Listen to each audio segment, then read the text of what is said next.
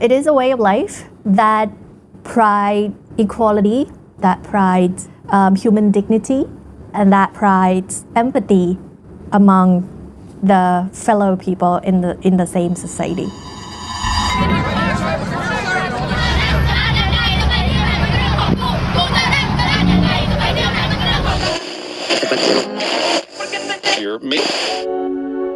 This is Kulmina Fund. Welcome back to Resist, Persist and Reimagine, the Kulmina Fund podcast where we explore the voices, strategies and stories behind women's political leaderships across the global south. On this episode, we have the privilege to interview one of Thailand's progressive political movement faces, an activist that led an opposition party in the context of a country ruled by a coalition of conservative forces, such as the military and the monarchy. She now faces a 10-year ban from participating in any election, and her former party, the Future Forward Party, was dissolved in a constitutional court ruling on February 21, 2020. Currently, she's the director of the Progressive Movement Foundation, which trains and mentors a new generation of young political women in Thailand. I'm Kunthida Rungruengkiat from Progressive Movement Foundation Thailand, former parliamentarian and former deputy leader of Future Forward Party. In this episode, she talks about the oppressive context that progressive politicians face in her home country and the specific challenges for increasing women's political participation and strengthening democracy. Let's get started. I joined politics being an educator. I was a lecturer in universities, also a teacher in high school before I joined politics. And I thought changes that I could see in my students are one scale. But then when the opportunity came, for the broader changes at societal level, at national level, at larger level, I thought, why not? Trying to be the change maker and the change agent, I don't think I will regret that decision. So I decided to join a political party back then called Future Forward Party. It was 6.5 years ago, very new party, entering politics, Thai politics the first time. We were very new and challenged the status quo back then. To give you a better context, Thailand had been under the military junta for the past decade. And then this new political party came with everything that has nothing to do with the past kind of political parties that Thailand had. We became the third largest party in our first election, and I was the deputy leader of that political party. It was a roller coaster ride throughout my political journey. So I had the portfolio, of course, of education policy, trying to drive my education agenda forward to make it more equitable for all, making sure that kids really get to school without the burden on their family. Very simple mission, yet it has been extremely difficult and challenging in Thai context. However, I was only 11 months in as a parliamentarian, and then my political party was dissolved by the Constitutional Court out of very technical financial irregularity, which was of course extremely arbitrary. Then I faced a 10 years ban from contesting. So this is 5.5 years. So 4-something years to go. But that doesn't really stop me. I thought, well, there must be something else that I could do. Even though, my position as member of parliament was now gone, the party continued. They evolved into the second generation party called Move Forward Party and won the election. Future Forward had around 6 million votes. Move Forward had 14 million 4 years later. But then again, Move Forward was dissolved, even though winning the election. And I guess, all of this journey, you start to understand the context of the politics in Thailand, that it has been extremely hostile for any political movement that challenged the status quo of the establishment. Resist, persist, and reimagine. The dissolution of the Future Forward Party was a full blow to the democracy advancement after the junta stepped down from government. As stated by the European Union, this and the banning of members of parliament was contrary to the process of restoring pluralism in the country. Kunthida explains that the hit was even harder on women politicians, especially because they face more challenges than men to participate in these formal political spaces, such as procuring funding and harassment. There are costs, of course, into entering the politics. If you talk about resources, then women in Thai context would be expected to do care work. So, meaning that entering politics, they would have to get past that barrier and then acquire resources in order to operate. We don't really have infrastructure to support them or to really make sure that they could sustain in this political environment. I think that is one of the top priorities that we need to break as a barrier. Second priority related to that one is the fact that donation and fundraising is still in the negative narrative side. In Thailand, if you are a politician, then you're expected to have everything, all resources, just like, those politicians in your world, where they came with, endless possibilities of resources. If you start fundraising, then your people doubt whether you can really do politics. You can't even take care of yourself, and then you're asking, resources from others. Can you really do politics? I think this narrative is problematic for all politicians in Thailand, actually, but even more so on women politicians. That's second one. Third one, then you have all sorts of harassment, possibly targeting you as a woman. It could be something as mundane as, talking to you like, hello, beauty, when they meet you. Kind of many male politicians forget that we are also member of parliament and, working in the same ground as they are. From that to online harassment with fake news, I myself face a couple of that, even with the mainstream media. Most of the time, our women politicians are not really trained on how to respond and, what is that step 1, 2, 3, 4, how to react to those news. And from clear, direct online harassment, like if I start talking about legalizing sex workers, I would get comments like, oh, if it's legalized, then perhaps I could use your service, for example. To the face-to-face harassments like my colleague faced, as other male MPs from other parties asking whether she could become the mistresses and paid her. And of course, we're trapped in gender roles. So if I would volunteer to show my vision as a chair of a committee in the parliament, I would some of the older male politicians would say that no, don't do that. You're the secretary. You're better at that role. Of course, I challenged them and I thought, no, I want to be the chair. I'm ready to challenge you with my vision, so come and compete. So these are constant daily battles. To me, at the end of the day, another battle that we face as a progressive movement in our country is that to convince everybody to understand that there are many forms of gender quota, of making sure that women can participate more with different interventions. Somehow, in the discourse of the progressive, left progressive, gender quota has been twisted as discriminatory, against men. So that's another battle, another obstacle.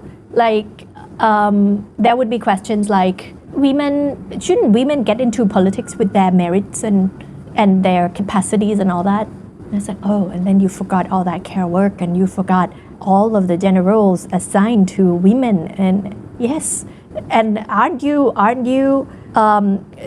having this question of the data that in Thailand only 19% of MPs are women, and the numbers stayed like that for a really long time? Are women that bad? They're not good? They cannot get in? The why question has not been there. So I think to really overcome these obstacles, Thailand really needs a comprehensive data on women politicians and their participation in comprehensively speaking, proportion, entry point, obstacles, costs of politics, harassments they face, I realized that currently in the movement in Thailand, there are attempts of providing these data, but they have not been consolidated that well. So I hope in the future we see the better data, the data set, so that the conversations around the women participation in politics revolve around these numbers, facts, and trying to figure out how we can make these numbers better. This is Kunthida Fund. In order to improve those numbers, the Progressive Movement Foundation, led by Kunthida, is carrying out a multi-partisan Women's Leader Academy as part of the work with Kunthida Fund. One of the main purposes of the Academy is to give young women politicians the confidence, mentorship, and tools to face a hostile environment, things that Kunthida didn't have when she started. With each political party that has been dissolved, you lost human resources, you lost women politicians. They are already scarce, and you're now losing them in the exponential speed. So the project with the Kunthida Fund started with that idea of making sure that more women join politics, and not just any women, but women with mission to put feminist agenda forward to join politics. Then I started the academy, the Women's Empowerment and Political Leadership Academy with the Kunthida Fund. For me, it's extremely important because when I started my political journey, I was thrown into that roller coaster ride. I did not really have mentors. I was not really prepared to, face the challenges, the harassments of being young and being a woman in, stepping in basically the very male-dominant turf. And you also have to realize that I started it with, the time right after the junta stepped down. So it was still that, kind of environment where it was quite hostile to women politicians. So it was not easy. It was extremely difficult to navigate. It was a battle like day in, day out at the beginning. And I realized that, later on in the movement, I don't want the other women who decided already, who came out and joined, politics, to have such a rough path, similar experience that I did. So the way that the academy and the program was designed was to make sure that women came into politics ready and equipped with skills, knowledge, and also the risk involved. So they came prepared. That was the plan. So we welcome 50 emerging leaders, women leaders, each year, LGBTQ as well, of course.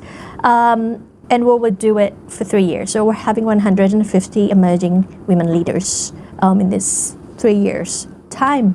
What I did not realize doing this was when I interviewed these promising future leaders, they came with a lot of self-doubt, a lot of questions like, can I do that? Can I really be the forefront? Should I just be in my supporting role? I'm good at that. And I was like, I know. I saw your resume and you're incredible and you should step out. And these conversations and dialogues emerged, and I realized that the academy is not just a platform to nurture these future leaders, but it served as an entry point for them as well. They were a bit reluctant, and if they go straight to the political party, they were even more unsure. But the academy with the foundation is the platform where they could, start building their inner self-confidence from what we're giving them. So we're doing 4 modules, starting, we call it HERS. So HERS. So H comes from her story and healing. And I was like, when we designed the learning modules, we do focus group interviews with, politicians, candidates, politicians, those who are involved in politics and, asking for their needs. And then we realized that the first module, her story and the healing process is extremely important. And then it was clear during the interview process that many women are themselves already the change they catalyze the change, but they're so unsure, and they are so not quite confident of what they could do. So we hope that, shaping, nurturing that self-confidence and self-esteem, extremely important first step towards more knowledge and more skills and other leadership tactics and strategies that we would give them. Resist, persist, and reimagine. Colmena's support has been crucial for the work that Kunthida and her foundation are carrying out. But the activist points out that the different movements that are working on this agenda are also in need of support, one that would give a push to a faster and more robust advancement. The targeted funding to the targeted scheme is extremely important. I think to expand from what COMENA has been supporting us would be also to look at the ecosystem of the political movement and also the CSO in Thailand, where they advancing the women participation through different routes and starting to support the whole community to grow together in making sure that women would be in politics more. It's not just a political movement, right? It's not just political academy, but it is also the media. It is also the education programs. It is also people in entertainment business talking about this. It is actually very diverse in terms of stakeholders. So if there are more of people in different sectors being supported into the same cause, then the cause would be stronger. It would speed up the process, as well as sustaining women who are already into politics, that they feel that the whole environment, the whole ecosystem is going with them, being with them, and supporting them. This is COMENA Fund. Finally, Kunthida shares her thoughts on how are the people in Thailand reimagining their democracy.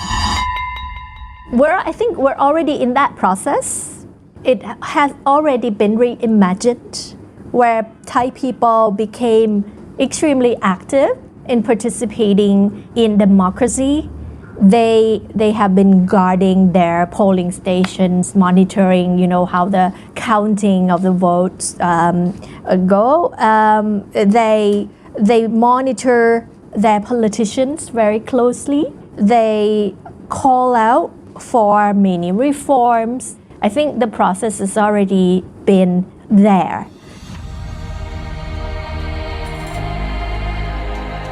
But I don't think we see much of women in that process. I don't think I see enough of, Thai people and Thai active citizens talking about the fact that, we don't have enough numbers of women at the parliamentary level, and it's even lower at the local politics. It's like 9% on average, which is a shame. We don't hear that conversations. We don't hear enough conversations on that. Even worse, we don't hear the exchanges of course, we don't hear that conversation. So the conversation on the solutions are like even, in becoming invisible. We don't even hear that in the dialogues, in the conversations of the ordinary Thais. So I think this is the link that is missing. More conversations of how we can get women into politics, and understanding that there are changes that many women can make, and they're not doing it in isolation, they're doing it as a whole, together. So I would wish to hear more dialogues on this issue.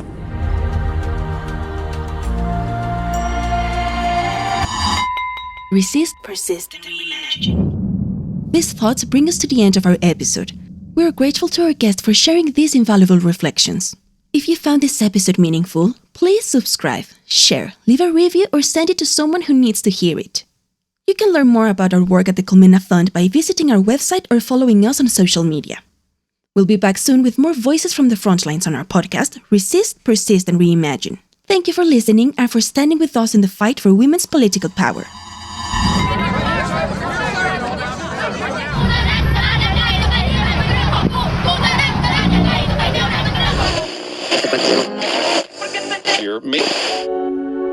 This is Kunthida Fund.